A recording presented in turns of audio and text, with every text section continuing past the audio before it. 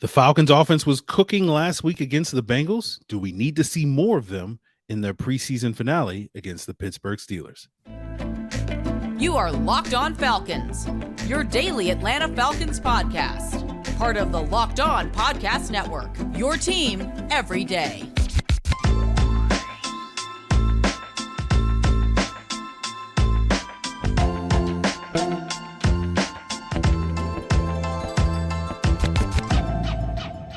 Welcome back, everyone, to another illustrious episode of this Locked On Falcons podcast, your daily Atlanta Falcons podcast, part of Locked On Sports Atlanta, your team every day. And today's episode is brought to you by the Gametime app. Download the Gametime app, create an account, and use the code Locked On NFL for $20 off your first purchase. Last minute tickets, lowest price, guaranteed. So, guys, you know me. I'm Aaron Freeman, been covering the Falcons for many years, formerly at falcfans.com, RIP. Still going strong here on this illustrious podcast. As well, you may know me as Sirius Black. You also may know me as Mr. Drew. My friends call me Negative Nancy. You can call me Mr. Drew, but you can become one of my friends by becoming an everydayer, subscribing to this podcast each and every day as your first listen. All you got to do is subscribe or follow for free on YouTube or wherever you listen to podcast. So as you guys can tell on your screens, we are once again joined by the illustrious guest, none other than Jarvis Davis, the co-host of the ATL Day Ones podcast, part of Locked On Sports Atlanta, my co-host for the Locked On Falcons postcast, which will be coming at you live Thursday night after the Falcons preseason finale, as well as live immediately after every game, each and every Sunday, Saturday, Monday, Tuesday, Thursday, whenever the Falcons are playing this fall. Whatever day. Yes. And of course, Jarvis was not with us last week for the Bengals game, and I completely bombed that solo show. So I'm happy to see you, no, you back, Jarvis, for this. How you been, Jarvis, over the last? I've been doing good, man. And I just want to say, man, I want to relay the message that I got from one of my colleagues, former colleagues, still a good friend of mine, Andy Bunker, co-host of the Midday Show. He absolutely loves how you go through your aliases, and he even came up with one for himself. For those who don't know, Andy Bunker is he's of the Caucasian. He's a European brother, and he referred to himself as AKA Kawhi Leonard. Okay. Yeah, you know what I'm saying? He said you inspired him to come up with the aliases because this whole Outcast thing, big time Outcast fan. So yeah, I just want to relay that message. But yeah, man, he said kudos to you, and then he said he enjoys our postcast for some reason. I don't know why, Hey, boy. But, we appreciate you for that, Mr. Bunk. But, yeah, I had to give you a little shout-out. But, yeah, man, glad to be here. Talk some Falcons, man. Let's break down this doggone last preseason football game. Yeah, let's do it. Yeah, let's do it. Can't wait for the next postcast when we're, talking fourth string guys. You don't want to miss it. We'll be talking about that probably later today on today's episode. But let's talk about the starters, right, Jarvis, since we did not get your postcast reaction last Friday night. What did you think of the Falcons starters last week against the Bengals? I thought the offense looked like very let me say this. I think they executed well. Let me put it that way, because I think that, I thought it was very interesting that, Desmond Ridder was able to find all of the guys that they've surrounded him with to help this offense be one of the best in the league. That seems like that's what the goal is, right? When you draft three consecutive pass catchers, in the first round of the NFL draft. So being able to get the rock to Drake, we saw that last year. We understand what that looks like. Got the ball to Kyle Pitts. We like what we saw there, and we like Bijan Robinson. We got some of that blue magic, man. We got some taste of that blue magic, man. Like, he gave it to us. Like, he gave us some of the dope is here. Like, the new dope is here. It's here, and he didn't disappoint. Let me say that for all my Bijan haters out there, talking to myself, initially, what I'm saying? But all one of me, what I'm saying? So I've been converted. I'm a new man now. Like, I'm a believer, you know what I mean? So yeah, I'm a believer in Mr. Bijan Robinson. So yeah, it was cool to see Arthur Smith kind of put all the toys on display. So yeah, I think that's something that that's what I'm really looking forward to, right? Not necessarily the end result. Like, yeah, you would like for them to score a touchdown on that drive. They had one to Bijan Robinson, if it wasn't for the whole challenge flag situation. But I think that just to see what this offense could be or can be on Sundays at 1:00, oh my goodness. Like, I'm a defensive-minded guy. I love defenses, like shutting down and all that stuff, goose eggs and all that stuff. But yeah, I love to see an offensive coordinator get out there and cook, man, because I know 2016 was really, really fun. And if he can somehow recreate that, I know that's a high standard. But hey, I like setting expectations high. If we can get a glimpse of that, like, yeah, this team might be ready to cook for sure. Yeah. It'd be nice to get, not only a taste of that blue magic, but, get a 30 burger, nice juicy 30 burger once in a while. It's been a while. Average at home, just at home. You got to average, the whole season. Just average 30 at home. Yeah. Average 30 points at home. Man, it can be a party on Sundays, man. Like it used to be back in the day when Michael Vick was there. In Georgia. I like some Bijan mustard on my 30 burger. I don't know about the rest of it. Yeah, man. I got to give you some of that. I'm going to send you some, matter of fact. You know what I'm saying? Because you're the reason why Bijan Robinson is in Atlanta. I got 2 bottles, Jarvis. So I might send you some. Okay. Wait, excuse me. My bad. I'm sorry. You're the reason why he's here. So I'm not surprised that you have 2 bottles already. Yes, got to support the man. He'd be broke without my $8 for his super overpriced mustard. But hey, it tastes good, so as long as it's good, look, you can justify it in your mind. Touchdowns never tasted so good. That's all I'll say. Okay. So we got a taste of the starters last week against the Bengals. Do you expect to? Do you want to see the starters on Thursday night against the Steelers? I would love to. Like, the more real starting football I can get, the better. Like, I would love to see them, but ask me, like you mentioned, whether I feel like they're gonna we're gonna see them. No, I don't think so, because when you think about, like, Desmond Ridder's not gonna play behind the second offensive line. It's seemingly we're not gonna see Matthew Bergeron play with the second group. Although he did get some snaps, in the preseason game against the Bengals, he did get some snaps with that second squad, which I love to see. I want to see guys like that. Guys like Bergeron, like, yeah, he's not too bougie to play with. They have to only play with the number one guys. Like, yeah, I want to see the Rook get some more run. I like what I saw, from him. So when you think about, some of those guys, but like the veteran guys like Calais Campbell, Bud Dupree, yeah, okay, yeah, sit them down. We know we'll get Grady Jarrett, David Onyemata. Yep, we know we're gonna get for those guys. But yeah, like the Arnold Ebiketis of the world, the D'Angelo Malones, like Matthew Bergeron. Like, I want to see those cats. Mr. Blue Magic, nah, boy, stay over there. Like, literally, I want them to wrap him in bubble wrap. I want to put him in bubble wrap tomorrow. Put him in bubble wrap, so he can be okay. But, like those guys that I feel like they need some more work. I want to get some live ball action, like Ebiketie, like Malone, Matthew Bergeron. Yeah, those are cats that I want to see. I like to see those guys that they're young and they can get some snaps in. Get those guys get some snaps in before September 10th. Yeah. I was telling somebody, I don't know when. It all blurs together. Yes, I would like to see Bergeron get some more run, but I know he's not going to get some more run.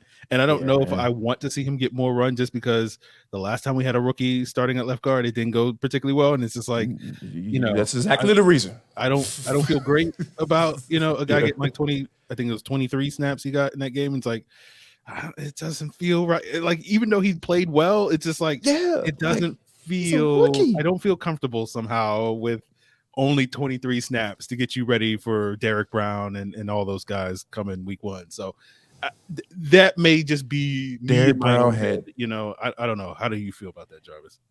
I mean, that sits in my stomach too, because Derek Brown had double-digit tackles last year. You know why? That dude that was the first-time starter, and Drew Dahlman. All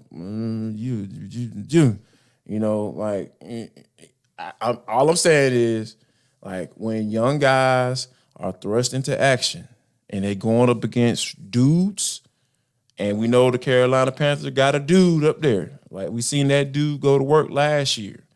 I want them young pups to get some work, man, because you could say that Matthew Bergeron is getting all the good work from Grady Jarrett, David Onyemata. Yeah, that's true. You could say he got some good work down there in Miami, in those joint practices. Yeah, that's cool. But when I'm talking about live ball action, like real game action, like this, you get better by playing football. That's the only way you can get better. You can't get better by practice. You can get better by practicing football. You can prepare yourself and all that preparation crap. But when you're talking about getting better and being a better football player, you got to play real football, not structured football. Structured football is practice. I'm talking about live game action when guys are out there trying to earn a job. That's the only way you can get better. Absolutely. I agree with you on that with Jarvis. I don't think we'll see Bergeron. I will have to just, get a good night's sleep. When do rookies, by the way, when do rookies get this type of treatment? Yeah. I mean, I know I'm sounding like a hypocrite because I just said Mr. Blue Magic, don't need to play, because we know what time it is with him. He's a running back. Like, you want to exhaust all of that talent and energy and yardage and touchdowns in the regular season because, hey, man, that man is on the pitch clock right now. Like, as soon as those running backs come to the league, that man is on the pitch clock. We need to be able to get XYZ amount of yardage and touchdowns out of this dude before we decide not to pay him or we franchise tag him for two straight years. And then by that time, he's going to be 28, 29 years old, and then he's going to be close to 30, so we definitely not going to pay him then. See, man, you got me going on a tangent. Like, you see what you did to me right now? See, this is your fault, Aaron. I blame you for this, But, yeah, man, people like, you getting all type of privileges now. These cats just soft, man. Like, you got rookie offensive linemen out here saying, oh, he's not going to play. He'll play a few snaps with the second team offensive line, but, But, yeah, well, he's good. He's good. No. Man, get out there and play. Damn it. Sorry. Okay. I said nothing. I would just ask you a question, but okay. My bad. Sorry, man. Yeah, my bad. I'm just feeling a certain type of way today. I don't know what's wrong with me. Sorry. Boy. All right, we're already starting. Okay, let's let's keep this party going. Talk a little bit more about the players that will actually be playing on Thursday night against the Steelers and some of those position battles, some of those bubble players and potential surprise cuts, and we'll get into all of that, guys, as we continue today's illustrious Locked On Falcons here with Jarvis Davis. Now, guys, buying tickets to your favorite sports events shouldn't be stressful. And Gametime is a fast and easy way to buy tickets, not just for sports, but music, comedy, theater, all near you. Gametime is the place for last-minute tickets. Get the exclusive flash deals on football, basketball, baseball, concerts, comedy, and more. Gametime guarantee means you'll always get the best price. If you find tickets in the same section and row for less, Gametime will credit you with 110% the difference. Gametime now isn't the first ticket buying app to sponsor Locked On Falcons, but what I really like about Gametime is that you can have the seat view, right? Which allows you to basically, before you purchase your tickets, you can see based off of where you're about to sit on these tickets, what your event will look like. So you can make a very informed decision. So go ahead, snag some tickets without the stress with Gametime. Download the Gametime app, create an account, and use the code LOCKEDONNFL for $20 off your first purchase. That terms apply. Again, create an account and redeem code LOCKEDONNFL for $20 off. Download Gametime today. Last minute tickets, lowest prices guaranteed.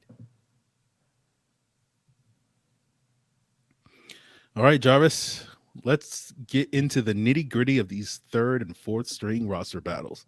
Yes, sir. Let's go. And so my question to you, Jarvis, is, what position battle, for all these back end roster guys that are, we're being dismissive or whatever, but, you got roughly half of this roster fighting for their future careers, right? So, no doubt, don't want to diminish what these guys are trying to accomplish or anything, but in the moment right now, we're not particularly invested in it, but hopefully we'll be a little bit more invested in it on Thursday night. But sort of what position battle are you going to be keeping your eye on that is still up for grabs on this Falcons team that you think can get settled on Thursday night against the Steelers?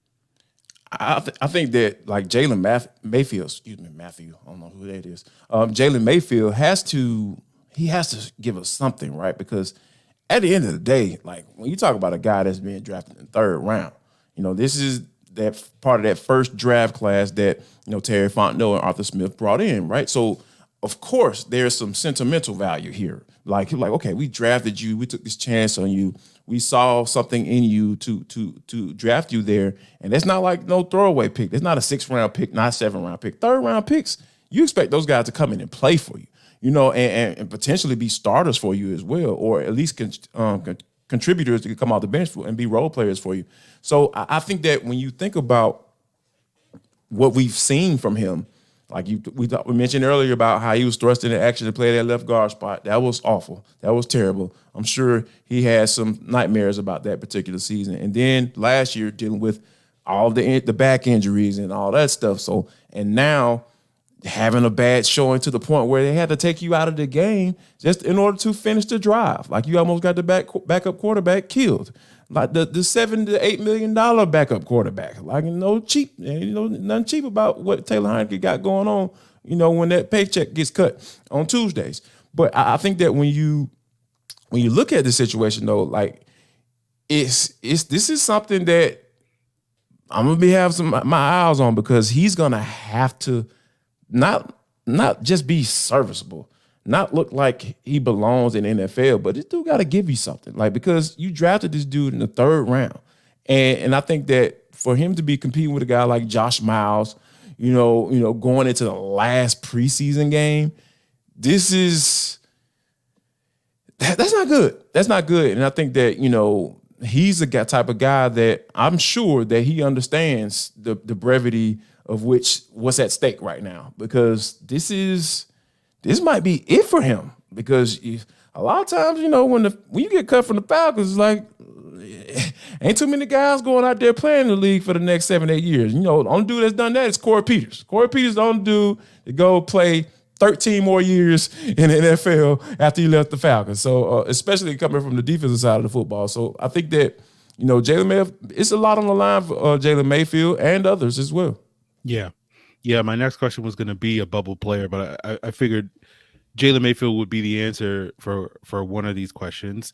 I will mention this player's name at the risk of it may spark another rant from you. So, okay. I'm going to say Justin Shaffer, right? Because I was doing a 53-man roster projection with Kevin Knight, my guy from the Falcoholic, the other day. And neither of us had Justin Shaffer on the roster. Neither of us had Justin Shaffer on the practice squad. And, Justin Shaffer was one of those players that, if you missed Jarvis's rant last week, he had some thoughts about the Falcons' decision to take Shaffer over, Jamari Salyer. Yeah. Mm-hmm. Yeah. And, I was, we knew Shaffer was a raw player when we drafted him, right? Of course, no doubt. And, we've seen Dwayne Ledford work his magic with a lot of these guys, not so much with Shaffer and Mayfield up to this point. Yeah. But, I was hoping to see something from Justin Shaffer this year, right? See that sort of Dwayne Ledford magic, that year 2 jump. Haven't really seen him.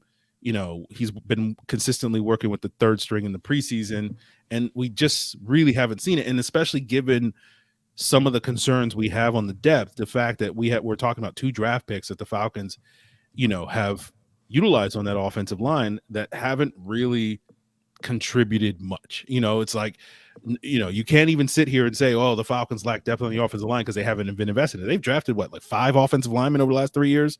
So it's not as if they aren't investing resources in it, but it isn't paying off. So I would like to, whether it's here in Atlanta, for Jalen Mayfield, for Justin Shaffer, come on, show out against the Steeler team at the very least, so that you can audition for another job in the NFL, even if it's not going to necessarily be here in Atlanta. Because I have this feeling that, I think the Falcons will be scouring that waiver wire come Tuesday for some offensive linemen that may or may not come available when final cuts happen. But, is there any other sort of bubble player or potential surprise cut, Jarvis, that you think a player that may be going, that we might see on Thursday night, a surprise player? Because, again, we're assuming the starters won't play. But, if we do see some of these guys out there playing with some of these 3rd stringers, that may mean that their job security is not as strong. Is there anybody else that's sort of on bubble watch for you in this preseason finale?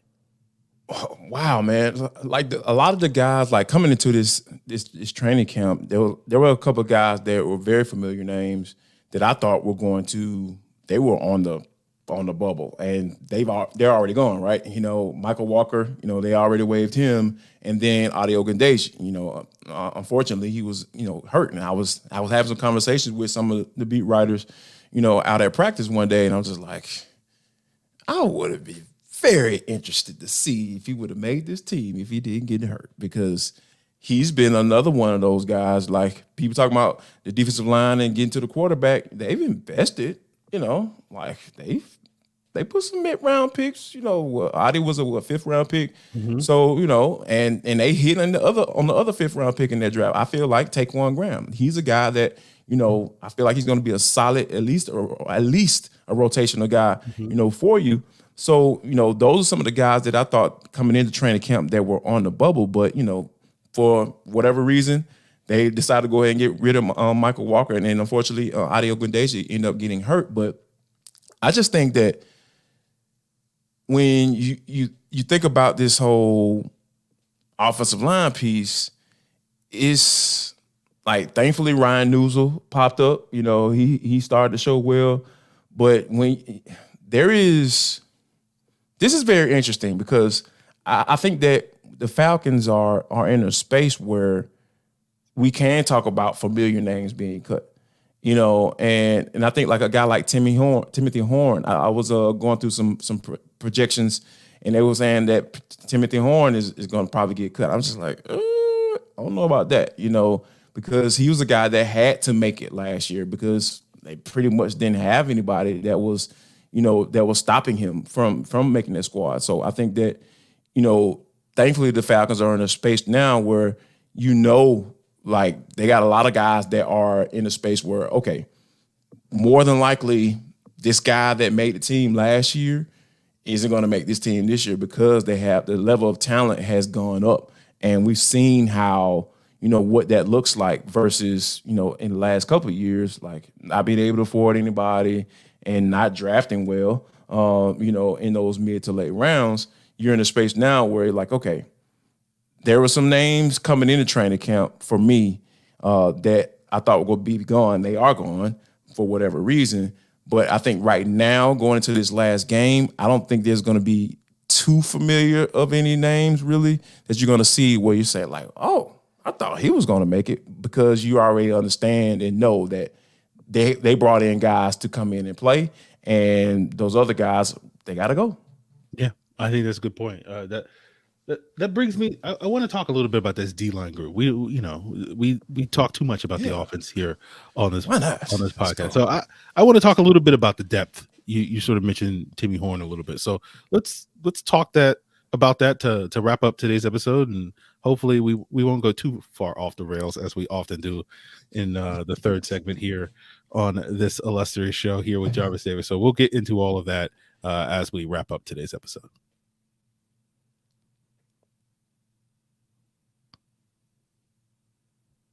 Jarvis, I thought it was interesting that you brought up a point, but before we continue that point, I do want to give a special shout out to the everydayers, everybody that tunes in to Locked On Falcons on their preferred podcast platform, including on YouTube, each and every day as their first listen. So continue to do that. We'll probably be back, I don't know, some point tomorrow. It will depend on how much energy I have after Thursday night's game, if I'm going to put up an episode Thursday night or just wait till Friday morning. Knowing me, I'll probably just wait till Friday morning, as I have done the last couple of weeks, waiting till Saturday morning. But make sure whenever I post that episode, it is your first listen by subscribing. But as you were sitting there talking about Timmy Horn and talking about him potentially to be on the bubble, it reminded me of something I was thinking about earlier this week, where it's like, they have a lot more talent on their D-line this year than we've seen to date, right? There's still going to be questions about, how good is this pass rush going to be when we get to the regular season? And obviously that I'm sure that will be a weekly topic of discussion for you and I when we're doing our usual previews and postcasts and whatnot. But it is notable to me that, thinking about a player like Justin Ellis, right, where we signed him earlier this offseason to kind of replace, or earlier this summer to replace Eddie Goldman. And, Justin Ellis has been in the league for like 7-8 years or something like that. And I don't think he's making the team. And when was the last time, Jarvis, the Falcons had enough talent on their D-line where someone with Justin Ellis's career could come to Atlanta and be like buried, deep on the third string type of thing. So, I wanted to point that out because like we have these major question marks on the offensive line. Like I don't know who's going to be that second string unit, but it does feel like the Falcons have, really gone in the complete opposite direction on their defensive line. And that's sort of speaks to the depth that they have on that unit. You know what, man? Like it is a beautiful, beautiful thing because I said that,